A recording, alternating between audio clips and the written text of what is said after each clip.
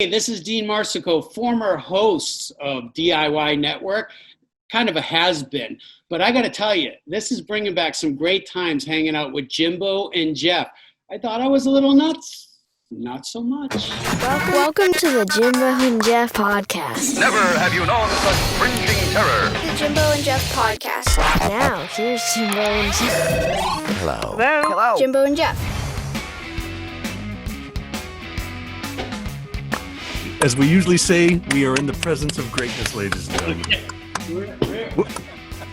Where? How's it going, Dino? Good, buddy. How you doing? Living the dream every day, trying to stay safe. You guys in a real studio and stuff. These are our houses, man. Wow. Yeah, don't say Like anything. being rich, man.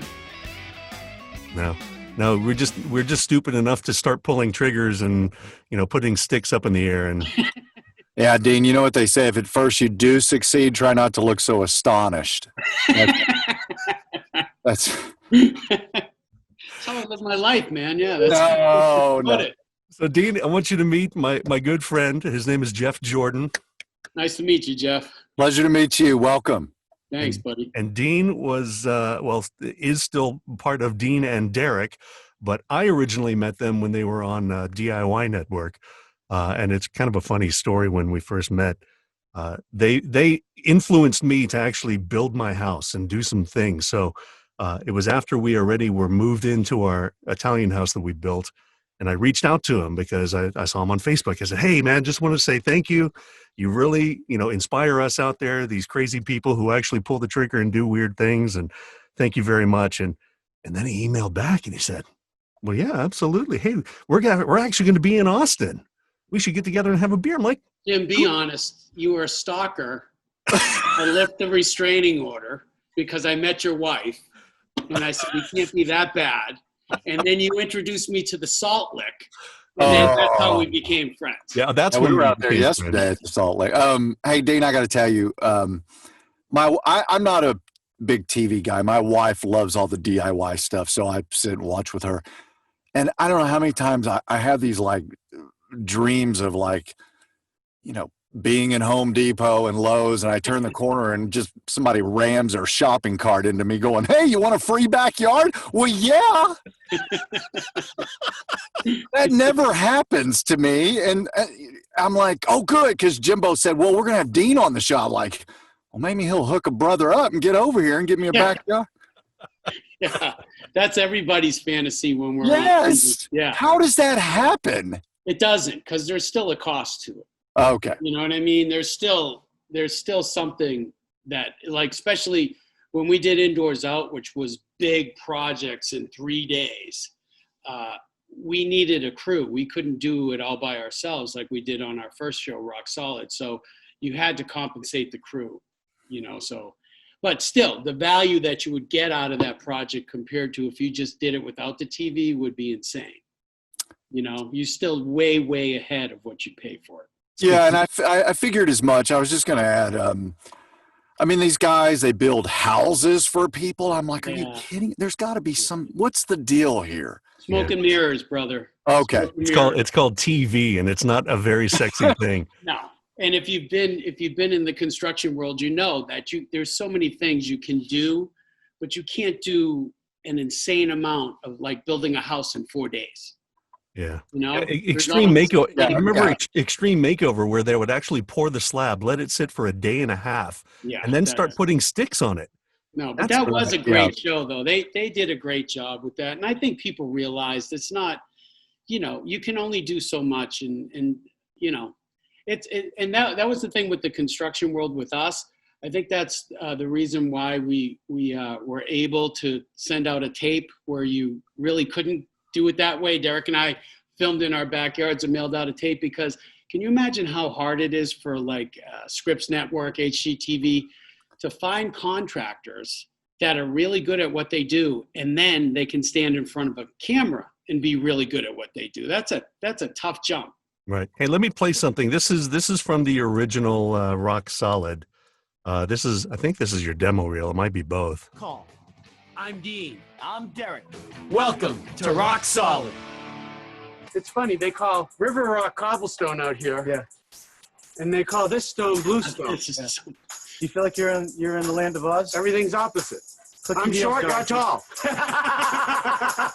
Click the heels, Dorothy. Get us home. Now, this area here is where our little water feature is going, and this is a self-contained water feature. It's going to make this area. Now, this is your cousin, Derek. And then Stop working. No, stop working. you can have Back to water work. feature. Back to work. You can This is probably so politically incorrect today, Jim. You realize that. The first one's getting clumbed, which means we don't want it leaning one way or another. After that, we're going to Look at you. You were so young. I am. Look at me now. Botox is just not working. Not in your shot. No, what do you? So Dean, so let's figure this out. So is it Derek's dad that was Uncle Arthur? Yes. Who's Yeah, got Derek's it? dad. Hey, And I know the post was there. And then you just And the thing I like is he truly was, Master Mason. You guys went through the whole process to, let me stop this, to learn a craft, right? So you didn't just, show up on TV one day, right? No. And you know what, that was the thing, is because when we did get the show, we wanted people to understand, you don't just become a stonemason or an expert carpenter, right, or a plumber. It took years and years of us working with my uncle and then working on our own to feel like we could actually call ourselves masons. And so when we got on TV, we never wanted to project. There are certain things like I could teach you how to do like your walkway or patio. I can't teach you in 20 minutes how to veneer the front of your house. And the greatest compliment that Derek and I would get is, it was nice to hear from people who watched our show and said we made them laugh and things like that. But the greatest compliment was from fellow Masons who said, I watch all these shows, I turned yours on, and I have to say, you guys know what you're doing. And that was the best compliment. We also got Masons that said, you guys stink, you don't know what you're doing. And that was fun too. Now, was the rivalry, it wasn't sibling rivalry, but it was both of you on the show, and there was always conflict. Is that really how you guys are? That's the way we grew up, but we never competed against it. It's weird because even now people try to compare us. They try to make us competitive. Like, we both have our own talents. Derek was very good at, like, on jobs, he'd be very well organized and have everything planned and have all the numbers down. Me, it's like I'm into the design and the stone and all the funky stuff, and we balanced each other off. So when we did the stuff on the show, that was kind of heightened, but that was our personalities. I'm ADD and he's normal. I have issues. And you guys ate a lot on TV. It was awesome.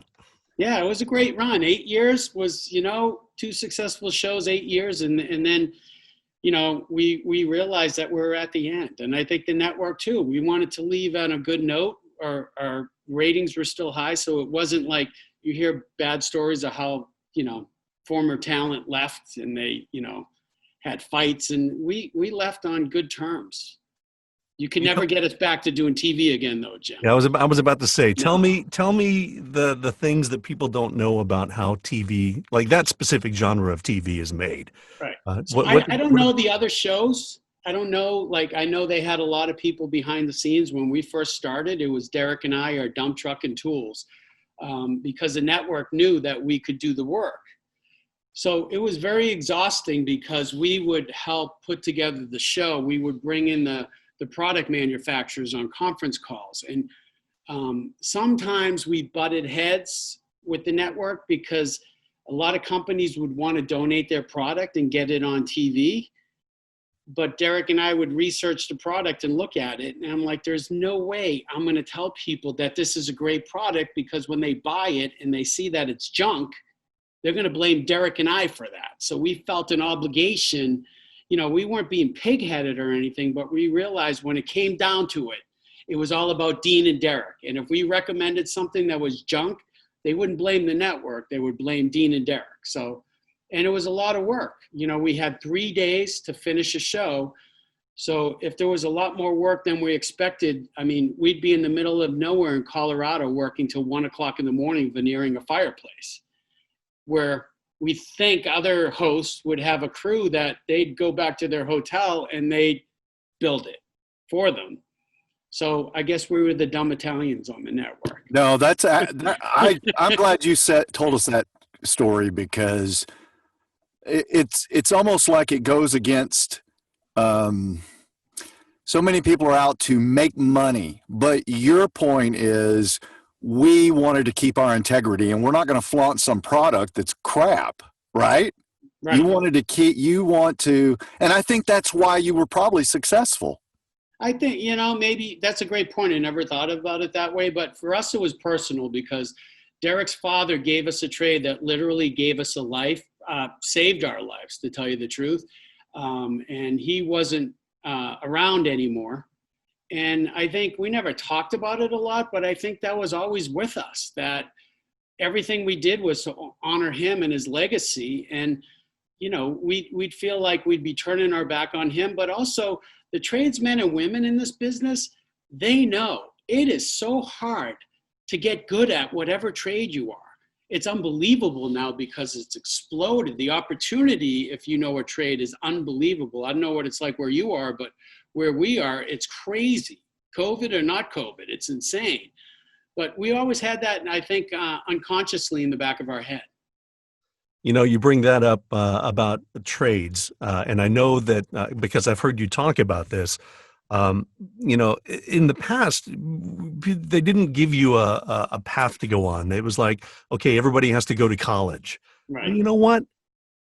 I can tell you right now, I'm a builder. I like to get my hands dirty. Right. So there really needs to be a path, and you guys are really kind of promoting this about, learn a trade and you'll have employment for life kind of thing. My uncle always said, and this was back in the day, he said, you'll never get rich, but you'll figure out a way to always take care of your family. Now, if he was back today and he saw the change of products like thin stone veneers and all the unbelievable pavers that are coming out, he'd be blown away, because you can make a lot of money in this business. But it's not only being good at your trade, you have to have a business understanding. Some of the most successful men and women that come into the quarries every day understand how to run a business. You have to be a business person along with being great at your trade. And if you don't have both of them, you're going to be a fly-by-nighter. So, Dean, you have your business degree, correct? Yes. So tell me about the transition. Did you always have in your heart, well, I love this stonework and what I do? Did you just, because you climbed the corporate ladder, isn't that correct? I did for a while, and then I always had a dream when I was working for Chrysler Corporation, and I always wanted to be an actor. Go figure, right? So I packed my bags. I was offered a promotion. I said, no, I'm moving to New York City. I moved to New York City. I studied acting. I did a lot of theater. And then I moved to LA. I did Sunday night Disney movies. I was always second choice. I don't know why, Jim, but I was always second choice. I don't know why. In other words, I pretty much failed miserably, right? Because I never made it. I was very hard on myself. Either you make it or you don't. So I don't candy coat it. And I was about 34 years old. I had a 3-year-old son living in LA in an apartment. And my wonderful wife came to me one day and she said, I think we have to move on from this dream.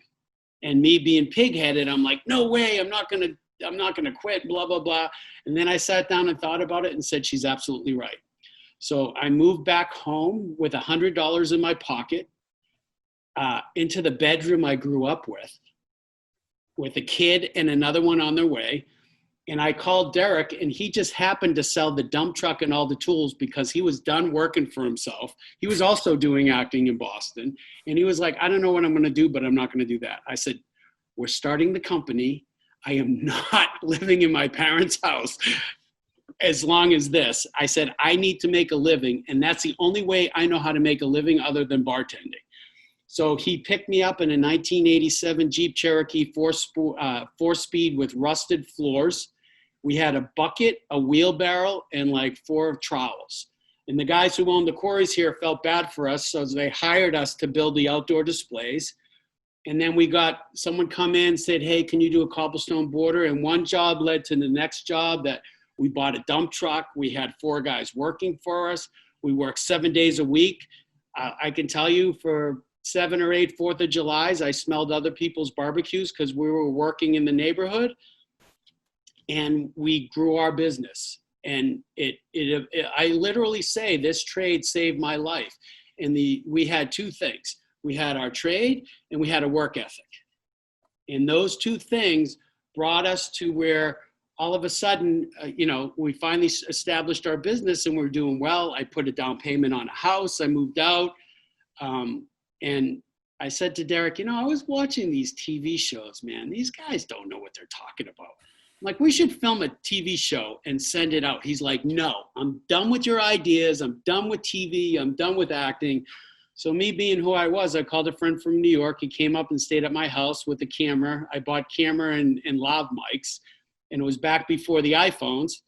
And we shot a couple of shows in the backyard. Derek finally came around to it, and we made it funny. Because that was the other thing. It's like we felt personally, it's not judging them, but we felt like all these TV hosts on these how-to networks took themselves way too seriously. If you're in the construction business, some of the funniest people you will ever meet are in the trades. So we try to bring that to the network. We sent it out and we got rejected by everyone, including HGTV. But then we got a phone call from this guy at HGTV. He called our office, which was the cab of our dump truck.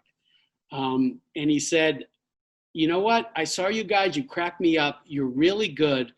I'm gonna hand your tape to the head of DIY. He said, but don't say anything because I'll get in trouble because we're not allowed to send your stuff over to our sister network. And I said, why? He said, well, because if your show's good, then my bosses are going to get really mad at me. So he said, you know what? Why don't you FedEx to it? This guy named Ross. So we're in the process of FedExing it to the head of the network, Ross. And then he called at the same time and said, I really like you guys. You want to do a show? So that's how it happened. Did you get that, Jimbo? Did you get that? Hang on. I wasn't writing notes, damn it. Yeah. But you know what? Here's the deal. Because of our trade and because we were businessmen running a crew of 5 Masons, when we had our first initial meeting in Washington, D.C., because National Association of Home Builders was producing the show, we went there we knew that they needed 13 episodes for a season. So we had a book with 13 episodes, pictures of the jobs, all set out for them. So we handed it to them, and they got a year's worth of shows without knowing our business or doing anything. And they were like so impressed because we didn't just sit back and say, oh, we got a chance to be on TV. What are we going to do? And that's how we approached it. And I think that's because, listen, Derek and I weren't bringing sexy back, right? Nobody was watching our shows because, we're like these 2 studly guys with 5% body fat and tool belts that walked around with tank tops on, right? But I think we found our audience because, number one, with the comedy, we had 8 or 9-year-old kids who used to watch our show and crack up and watch it with their parents. And then we had parents who wanted to do stuff that realized we knew what we were doing. So we found our niche. I don't think the network was ever excited about it because they never wanted us to be the face of the network, especially Derek. So we kind of became successful without getting much support, which was a compliment to the people who watched the show. Oh, yeah, totally. But the other thing that on both of the shows, both Indoors Out and Rock Solid, I really think that, you telling people what to do and teaching them, you have this way of when you're on camera to walk through certain things that you have to do when you're doing a DIY project that you really don't get with any other host. And I think for me, being a DIYer, that's why I just loved your shows, Well, there's an old statement, right? The camera never lies, right? I think we try to be authentic. And, we heard nightmare stories I won't tell you about other well-known people in the business, not on HGTV, but someone's character, and you'll know this because you guys are in the business, when you talk to the sound guy and cameraman, and they tell you that person that you haven't met, whether a good guy or girl or a bad guy. And Derek and I, we never had airs, that's not who we were. Even when we reached a certain amount of success, we were always like, we never forgot where we came from. And I think that was part of our upbringing because we hung out with the PAs. And if we ordered a certain lunch on set, everybody got that lunch. I've been on sets where the host gets separate catering and then everybody else gets, pizza, which to me was always nuts, but Hey, whatever. do you remember the story that you told us or at me about the sound guy who got fired from a movie set? You remember that story? I think it was No. like it was De Niro or somebody who was the main star and the sound Oh, guy. yeah. Do you remember that? Where the star, he stepped in his lighting or something and went off on him and ripped him to shreds. And listen, I try to attain success in that field, and Derek and I got success in a different field, which is the irony of life, right? Right. But I think when you're at that level, man, you should be it's like the lottery. It's like you should be grateful every day. And if you struggle to get there, I mean, I was a bartender forever. I'd get a part, go back to bartending and stuff. I know what it was like being a bartender out in LA and New York and stuff. It's not a fun way to be, right? But I don't know. And there's nothing special about. I tell people all the time, these young kids, when they talk about how'd you guys get on TV and stuff? I said, you know what the secret is? There's nothing special about me or my cousin Derek. You know what we had? We honored our trade and worked really hard at it, and we had a work ethic, and we treated everyone the same. So I think that philosophy, no matter what you do, and we had an ego. I'll be honest. We had an ego when I turn in and see another show on the network, and they did a really cool project. I'd call Derek up and say, you know what, this next show we're doing, we're going to blow them out of the water, and we're going to make it 10 times better than them. That was our ego. And that's a good way to be, right? So if you have a career, you always want to be the best you can be or better than your competitor. So we used that, but the other stuff was all garbage to me. And listen to your wife. Yes, my wife was very smart because I'd still be bartending in LA saying, oh, I got this new agent. This is going to be the one. This is going to be the one. And if I can get that facelift, that will be it. That'll be great. Be ready. I'm ready. So what was your favorite project during those two shows? What was the one that you just loved doing? Oh, the favorite project. That's a hard, because we did 200 of them, Jim. Oh my, wow. We did 200 of them. You know what? There was a project we did on the Cape because it was such a challenge. This guy and his wife, he owned a fishing lure company. He was a big fisherman, and he owned a lure company that he was doing pretty well in. So we built his backyard, and we would try to take the theme of someone's career where they lived and put it into the outdoor design. So Derek and I was sitting down one night. We said, you know what would be cool? If we take a dinghy in the harbor and turn it into this funky outdoor bar on the back of the patio. We're like, brilliant, but we're not carpenters. And that's the other thing. The network sometimes would say well, the carpenter's there, ask him how he's doing it. And then when you're on camera, say, we decided to take this trim and do it this way. And Derek and I would be like, no, I'm not a finished carpenter. I want to take the carpenter and put them on camera and have a relationship with them. He's the expert carpenter, and let him tell us why he's doing what he's doing. I'm not going to steal his lingo and act like I'm a finished carpenter. That doesn't make me feel good about myself. So anyway, we had this carpenter on set. He was a great guy, great on camera. And we said, we want this dinghy. We want a high-end burner for a lobster pot. We want a kegerator. And then I have this idea. The bow, we want a pounded copper with LED lights that you fill with ice. So at nighttime, all the ice is all these funky colors, and you can do a raw bar. He's like, I have no idea how I'm going to do this. And I'm like, you figure it out. You got it. Whatever you need, man. You got. So he comes into set one day after the big day. This is the third day, and he has to finish this. He said, I was driving over the bridge. There's a bridge that goes from the end of Mass to the Cape. And he said, I was debating on whether I should just drive into the pillar and get out of this or go to this show. He said, the stress you guys put on me. And I have to tell you, when it was done, that thing was freaking incredible. It was mahogany, the pounded copper. He was unbelievable. And I think that it was the pressure of being on TV and having 3 days, right? Because normally you could take your time and spend 5 days to do this. And also, I think we pushed him. And I think after he was done, I think he felt like he got to another level in his craft. And that to me, that was a show that stands out for me because it was like a fellow tradesman. And sometimes, right, we all kind of settle. I tell people all the time, these young guys that come in here and girls that's starting their business and starting to do well. I said, if you get to the point where you feel like I'm at the top, I know everything, I think that's the point where you should leave, because there are 80-year-old Masons that come in here from Italy with broken English. I'll never forget an 85-year-old guy who's still doing this, and he looks like he's 60, said to me, I was driving by at a job down the street, and I saw the stonework, and I say to myself, maybe I'm not that good. And he's unbelievable, right? He drove by a job where they were doing thin veneer. He didn't know about thin veneer yet because he always did the 4 to 6 inch full size stuff. When I explained to him it was thin veneer, it was like a relief over his face. And I'm like, this guy's done unbelievable work around this area. If you've ever seen his work, you'd be like, oh my gosh, it's unbelievable. But there's a guy who's kind of saying, maybe I'm not that good. Isn't that amazing? That wow. hit me too. That's amazing. Well, that's the trades. Yeah, you bring that up, and you've also said, you drive around town and see something Uncle Artie did back 20, 30 years ago, and it's still standing, and look how beautiful it is. Right. So the thing with Derek's dad, he went out to dinner one night and got killed by a drunk driver and never came back. So it was tragic for us, right?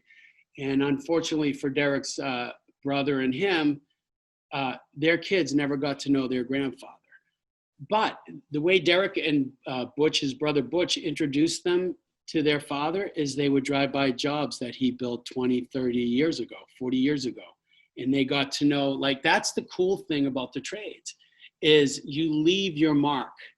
Your work speaks for itself, because none of us are living forever, right? And it's an amazing thing. Even now where I am at this stage, I step back and look at some of the jobs Derek and I did. And it's like, I remember every stone.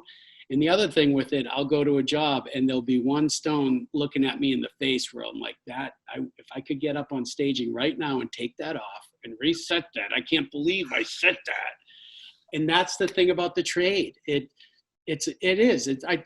and I do talks around the country with young kids. And if you can get them that feeling and they have the work ethic, the sky's the limit, man. Tradespeople are going to be like plastic surgeons in the next 10 or 15 years. How did you like shooting in Texas? Loved Austin, Texas. You know what? That's the thing. We're Massachusetts boys, right? When you cross the Mason-Dixon line, we had a whole different, like, people would actually follow us in the airports and stuff. We're up here, people knew we had a show, but it was nothing big. But when we got down like to Tennessee and Carolinas and Texas, it was like people would like follow us around the airports and stuff. I'm like, finally I turn around, I'm like, dude, I don't know you, but you need to set the bar higher, man. It's just like, I'm Dean, this is my cousin Derek. We're just two stonemasons who happen to be on TV, right? But the culture, Oklahoma, Texas, Carolinas, we met some of the most wonderful, kind, hardworking, intelligent people. That was the greatest experience. I love Texas. Austin is awesome. I tell my boys all the time, you got to go to Austin. Austin is the coolest city. It doesn't feel like a city. It's like a walking city with unbelievable restaurants and stuff. But we love Texas, and we loved everywhere we travel. We loved the South. But given the opportunity, you'd probably move into the Salt Lake. Yes, right by the pit. Right by the pit. We'd get shut down by the inspectors, though, because there'd be a puddle of drool all over it. Yes, that place is and I don't know. Remember when Derek and I were doing our first podcast? We interviewed the owner at your place. Right. Yeah, I do. Was that an unbelievable? Not because we were doing it, but we had the owner and we started talking about his food and all that. But then we brought it back to who we are, and we talked about his father, who was gone.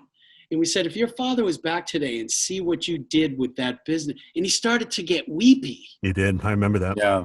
But it's the same thing. It's like that connection that we have to those who have taught our trade or our family. And this is a guy, how successful is he in his business, right? Right. That blew me away. That was just unbelievable. And it was at your old house, right in the studio, Jimbo. Yeah, remember that? Yeah, I could be wrong. I think that was I think his dad was a World War II veteran, married a Japanese lady. Exactly. And then the history of him was unbelievable. Yeah, Franklin barbecue's fantastic, but the salt lick, it's Right. all, it's all good. Well, Dean, I shouldn't tell you this. I'll tell you this, but my stepdad is really, I mean, he was my dad. Right. And he begged me, Dean, in high school, let me show you electrical. Let me show you cars. Yeah. Let me show you how to change this and do this and do that.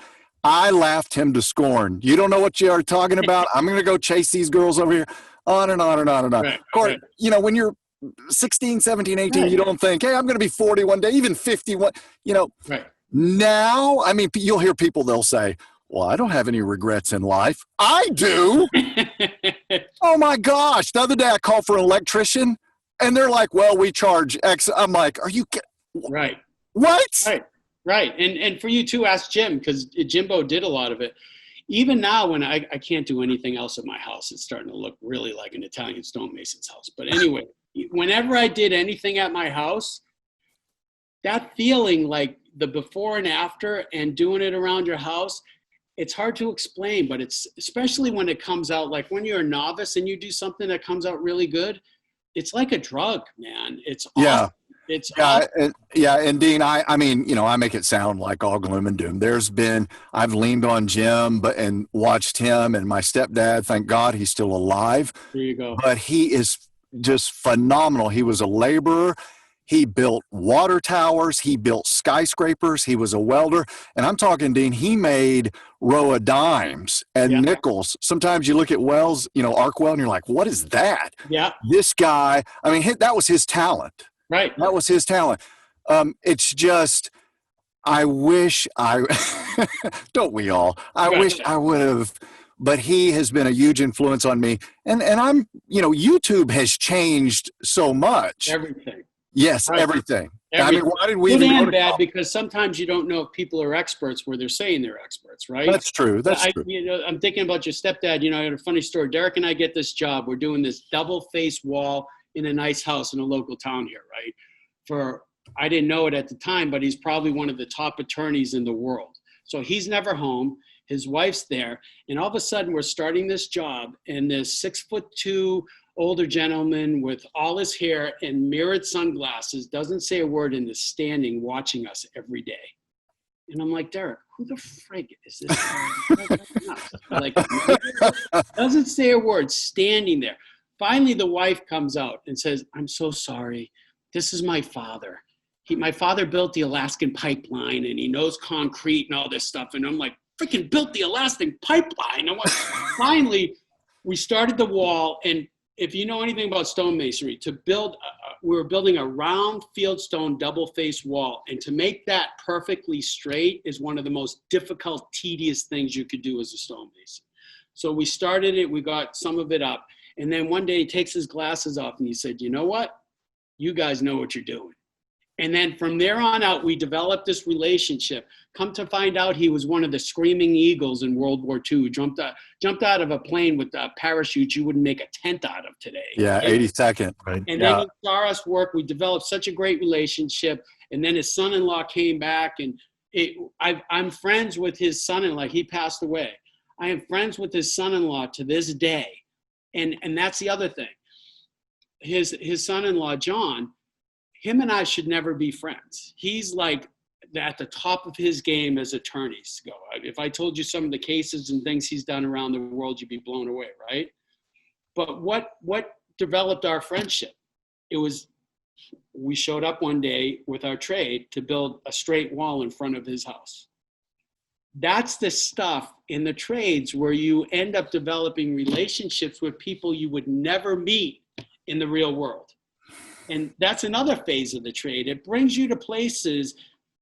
If you told me after I left LA that I would end up with 2 TV shows that were successful in our little world and have a business, and here I am with my cousin running the place where we grew up in, coming as kids, 10-year-old kids to the quarries, where we're growing the business and we're helping to run this massive business now.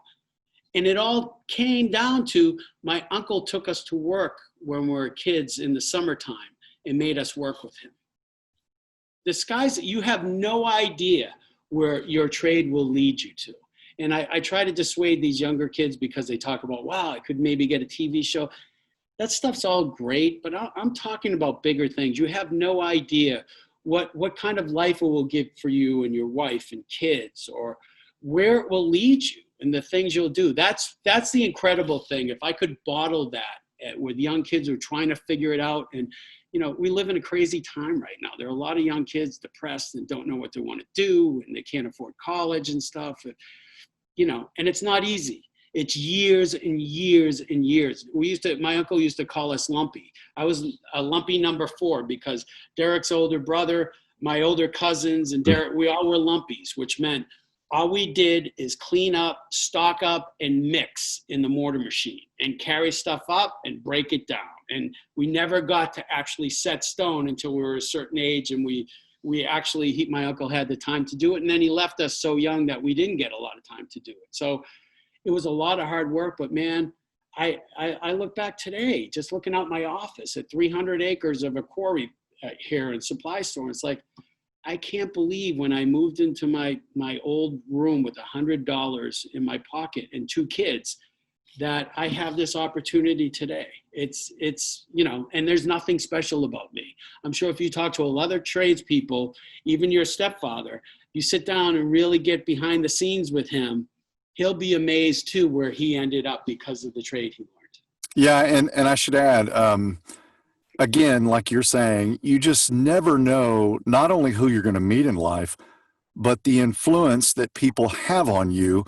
He, thank God he came into my life. That's a whole nother, I won't get into that other stuff, but he's a former Marine. I joined the Marine Corps. And what's funny, you sound like, I'm a hick from Texas. We say wash, y'all, fixin'. Okay. But who are all my friends? One of my best friends was Jimmy Palmacci from Massachusetts, Jimmy Bishop from Indiana, Gerard Cousineau from Ohio. All these, you're exactly right. And I hope people can take that to heart. You cannot beat preparing, working hard. That's, in my opinion, that's about success. Success is about giving your best, preparing, working hard, and you're successful. Not this, we put so much emphasis on winning, or like you said earlier about, I want to show, give me a show. I want to show. Well, okay, but not everybody's going to have a show. And let me tell you, those shows were a lot of work, man. Exhausting, 140 flights. You'd stay at the Wynn in Vegas, but you know what? We spent 14 days at the Wynn in Vegas, right? And I walk in every day in Vegas desert mud and work boots, and diddle-diddle-diddle-diddle. That's all you hear is slot machines. And it sounds great. Yeah, we could go to a nice restaurant and stuff like that. You started to go batty, and it was a lot of work, and the energy you had to keep up, because not only were you physically building things, then when you were on camera, you had to have energy.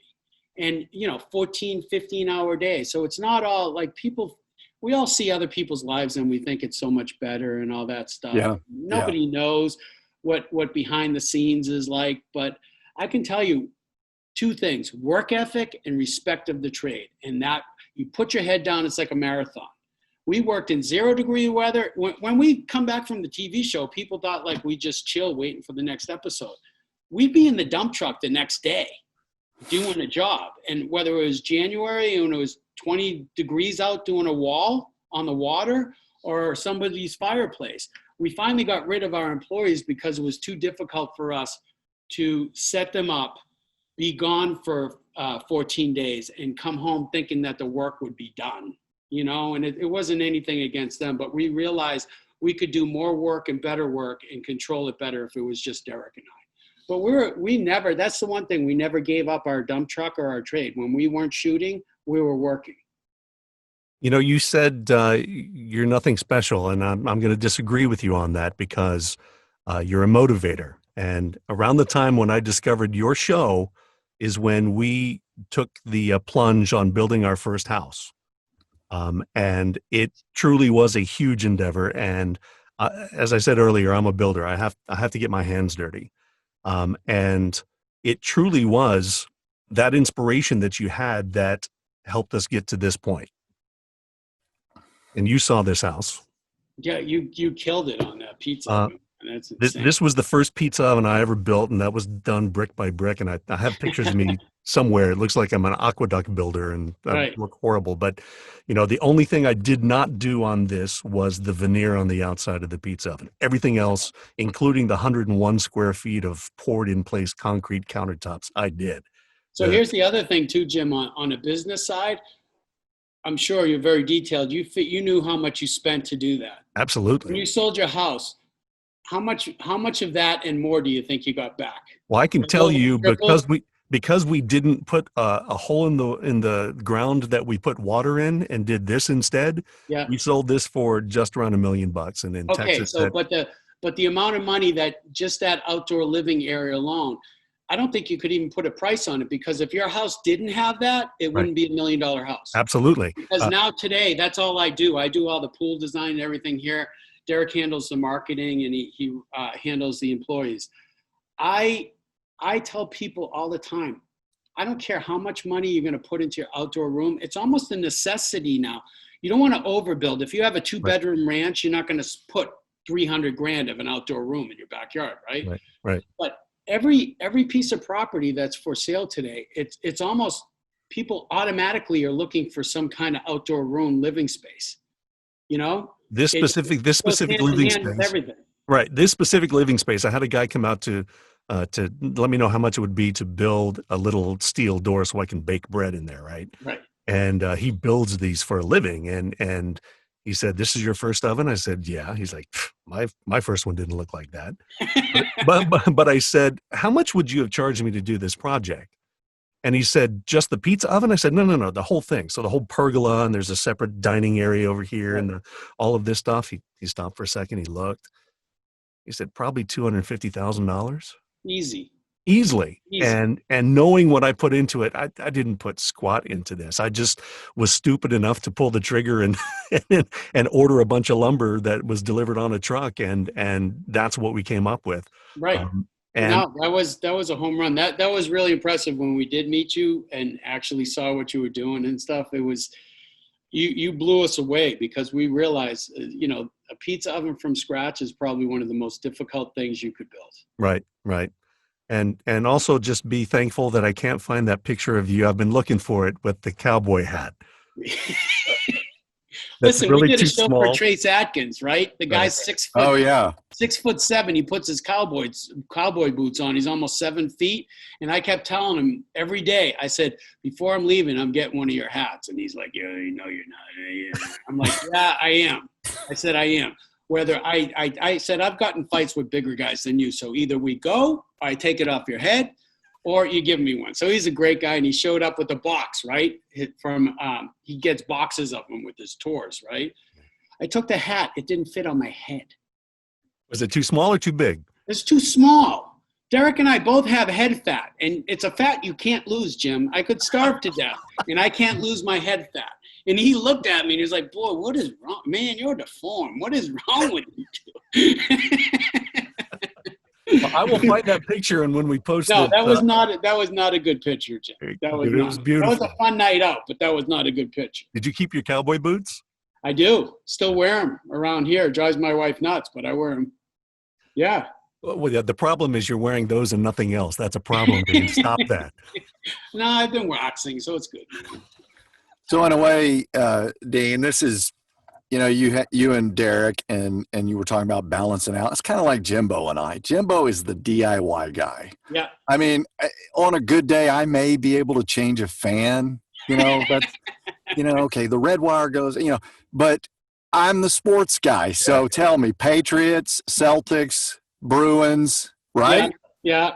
It's a little weird now. It's hard to watch because it's just weird with all this stuff. But man, I got to tell you, the Patriots run was I have a 22-year-old and I have a 19-year-old. I'm sorry, 23 and 19. And I tell them, I said, "You guys have no clue that you grew up at the perfect time. Okay, right. you have no idea with the suffering Patriots and Bruins and Celtics. Yes. It's great because here's a great story. Derek's older brother Butch is a well-known sportscaster here, but he grew up doing masonry, and he's building a pizza oven at his house as we speak right now. And Butchie, the work ethic he learned from working with his father, he took that and pursued a career in sportscasting. And he went to Minnesota, Detroit, ended up back in Massachusetts, and came right in when the Patriots won their first Super Bowl and the Red Sox won their first World Series. So even Butchie, his timing is impeccable. So Butchie's the older one that always falls into it. Derek and I kid. It's like Butchie just falls in a pile and comes out smelling like a rose, right? Yeah. Yeah, the sports thing here is incredible. It's, you know what, Brady's gone, but there's no hard feelings for me, man. The guy gave us so much. If he wants to move on, let him, man. Oh my gosh, yeah. I mean, they ruled the division for years. I remember Steve Grogan. There you go. Toughest guy. I mean, you want to go way back. Get by a truck and get back up. Yeah, that's right. I took a beating. That's right. That's exactly right. I remember he wore a neck brace in the Super Bowl. Yeah, we remember that Super Bowl, man. I'm just, yeah. Even for you guys, where you are, all the college football, and I don't know. I mean, I'm not reckless or anything, but I see this. I'm not as afraid of it. I've had some friends, family members get it, and I've seen some people get whacked with it. But at a certain point, man, we got to put on. I always think about my favorite generation. I'm a huge World War II generation. I just wonder what they would do. And I think at a certain point, they'd be like, you know what? You got to live your life and don't be reckless, but let's just start getting back to who we are, man. We don't cower. Yeah. You know? Yeah. We in Texas are going to play football. So, yeah, we understand. Yeah, Big 12 is going to play. Well, and now I saw this morning, the Big 10 has announced. Well, okay, we've heard everybody screaming. Well, they're looking at options such as we'll start on Thanksgiving. I'm like, start on Thanksgiving? Why don't you start here soon? Yeah. But we'll see what happens. And there's a lot of unknown with this and everything, but I don't know. It's just I think I can see it here at the quarries before. It's a funny story. We stayed open because we're essential, right? Because we supply a lot of aggregates for the state, for highways and stuff like that. We've never been busier. I feel guilty a lot because a lot of people I know, their businesses have been shut down and they're on the verge of losing everything. It's like you have this survivor's guilt almost, you know? But one day, this Mason pulls in. He's got goggles, mask, gloves, and he's about 6'4", 300 pounds. At the same time, this 80-year-old woman comes in looking, wanting to work with me on designing her backyard. And she has a little mask on, and I was outside. I wasn't wearing it. She said, "Can I take this stupid thing off?" She's like, "Thank you so much for not wearing this." And at the same time, the guy comes up to me, and we both look, and he's a giant. And I just turned to him. I said, "Man, this is not a good look for you right now." Yeah. 80-year-old woman is like, "I'm done with this. I'm not afraid with this, whatever. I'm sick of this." And he looks like he's landing on the moon. Yeah, if it's an 80-year-old woman doing that, you know, we should be free and clear. If you look at it this way, I'll just throw this at you, Dean, is we have what, Jimbo and Travis County? Maybe we're pushing 2 million. Or I know we have over 1 million. Well, the metro area, right? Yeah, the metro, Travis, and Williamson County. So we're close to 2 million, I would venture to say. Yesterday, 9 people came down with the virus. Right. 9. My question when I always hear this stuff, and like I said, I'm not the brightest guy in the world. I'm not a doctor. Don't claim to be. I don't care how many positives, how many people, what's your hospitals? How many people in the hospital? And I've been reading articles, 15%, 30% capacity. Mm-hmm. So that's the thing, because when this first came, let's be honest, this is not the flu. We got whacked. A lot of people, the nursing homes, hospital. I had a friend who's my age that was 2 weeks. He wasn't on a ventilator, but he was close. And that was scary. But now, I mean, like any virus, I think it reaches another place where it tries to survive, so it's not as deadly. But I don't know what I'm talking about, but I can just see the frustration, and I see people on the verge of losing everything. And right now, you listen to the news and you see the statistics. I don't know, man. I don't know, but it's heartbreaking, man. It's just really, really heartbreaking, you know? Well, We you did. said let's transition to you. You just brought up the quarries, so you're not doing the daily truck drive every day and going We out. still do side job because it's so busy. Old customers call us up and beg Derek and I to do their job, and we do, nights and weekends and stuff because I'm still paying for college. So we still do that, but no, the quarries more now it's another level for us where we design and we work with products. There's one stone I brought in that I made an exclusive with Derek and I did. It's the stone that built Venice, Italy. It is so incredibly gorgeous. It's called giallo, which in Italian means yellow, but it's beige and blues, and it's a dense limestone. And I sold out of it. I'm doing pools. Everybody who's doing these huge $500,000 pools, they see this stone and they're like, oh my gosh. And then when you say, this built Venice, not Beijing, they start jumping up and down on top of it because I don't care where you sit politically correct now or whatever. I don't get into politics, but people ask now for the first time, where's this product coming from? Well, tell us about the quarries. They never did. Tell us about the quarries. Give us a website. We would like to see it. PlymouthQuarries.com. And we've been established since 1915. We're a working quarry. We're 300 acres. Our stone builds Olive Boston College, Yale University, University of Michigan Law School, and countless buildings around the country. And on top of that, we're a huge supply store. So we supply all pavers. We make our own aggregates, loam, mulch, and stuff. It's a fun place to come and tour. Are you still bringing in that stone from Oklahoma that you found? Mike's, yes, of Mike's. course. Mike's flagging, yes. Heartland, yeah. Yes. Still in touch with Mike. He's doing great. So yeah, that's a great thing is because a lot of products we worked on the TV show, we never had a place to bring them in here. So that's been a great advantage for us. And as we wrap up, I know I don't want to keep you long, but all right, tell us about pizza making. You have a pizza oven in your backyard. Yeah, but it's been a bummer because a lot of friends with the social distancing and all that stuff, they haven't come by. But I'm starting them back up again because now we can have like 10 or 20 people in your backyard. But that's my favorite thing, Jimbo. You know that. I do. What's your favorite pizza to make? Favorite? I don't have one favorite. The one that blows them all away is always when you pull out the blueberry pizza. Wow. When I do the blueberry pizza with Blueberry mascarpone pizza? cheese. Wow. Oh, I never gave you that recipe? Is that a Southie thing? What's wrong with you? No, that's Blueberry like a pizza. dessert thing. It's organic blueberry juice that I reduce with cinnamon stick and organic sugar and blueberries. And then I get mascarpone cheese. And Are you listening to yourself right now? You mix the mascarpone with that. You put it on the hot crust coming out, and then you sprinkle it with sugar and get a crusty. Dude, that is like taste. It's like having fried blueberry dough. For a second there, you turned into Martha Stewart. I'm telling you right now. My favorite thing to do, Jimbo. I Dang lost it. the chin, though. That's why it's been good, because I could have 15 chins right now if I did my pizza oven as much as I wanted to. You seem like we could hang out. Would you come to Austin and hang out with us? I would love to. You guys I mean, are we could- fun, man. I We miss could talk John Havlicek and Dave Cowens There and you everything. and Tiny Archibald. We'll throw There you that. go.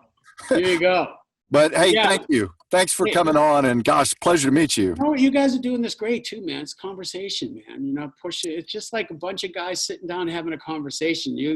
I don't know where you guys are, but man, it's a great niche. I watched a couple of your other shows, and you guys are killing it. We decided, a long time ago, there's way too much stuff on TV. We could get political, but why? No, isn't that exhausting? I can't do it anymore. I have friends on both sides of the spectrum. And listen, I have strong opinions. But honestly, who gives a crap about my opinion? You know what I mean? Even when if we're doing a TV show and we're still well known and stuff, if I came out and told you how to vote, like, you'd be an idiot if you listen to anything. You know what I mean? It's nutty times, man. It's crazy. But, it's always good to sit back and laugh and eat pizza and drink really good Amarone wine. Oh. You had an Amarone, Jimbo? Yes, absolutely. I lived in Naples for 3 years, man. Oh, Yeah. To die, make you cry, brother. Yummy. Well, dude, thank you so much. Hey, listen, best of luck, man. I hope you guys kill it. I hope you kill it. And anything Derek and I can do for you guys would be more than happy. Dean, thank you. It was a pleasure meeting you, man. Yeah, likewise. Best Tell your stepdad I continued. said hi. I will, and best He's the man I continued like to have a success beer to you. with. Absolutely. Oh my goodness. When I think of him, I think of John Basilone and Jimmy Palmacci. Awesome. Yeah. Hey, All hang on. right, guys. Best of luck. Thank you. I appreciate the time. Thank you, Dean. The Jimbo and Jeff Show. The Jimbo and Jeff Show.